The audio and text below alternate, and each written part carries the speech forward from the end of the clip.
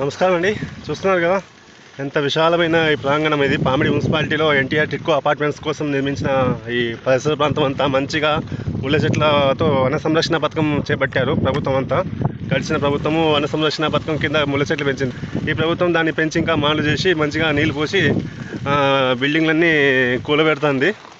ఏం చేయకోకుండా ఈ విధంగా ఎన్టీఆర్ గారి ఆశయాన్ని పేరుని ముందుకు సాగని ఇంకా దాన్ని ఆత్మహత్య సదృశ్యం అంటారే ఆ విధంగా చేస్తున్నారన్నమాట. కంపల్సరీ ఈ బిల్డింగ్లన్నీ కట్టినారంటే అప్పట్లో కొన్ని కోట్ల లేకపోతే కొన్ని వేల కోట్ల ఖర్చు అయ్యేది కదా. కనీసం 100 కోట్లను ఖర్చు అయ్యాయి. అంటే ఒక పామిడి మున్సిపాలిటీలోనే అనుకుంటే ఒక 3,000 ఇల్లులో శాంక్షన్ చేసినారు అపార్ట్మెంట్స్లో కన్నా.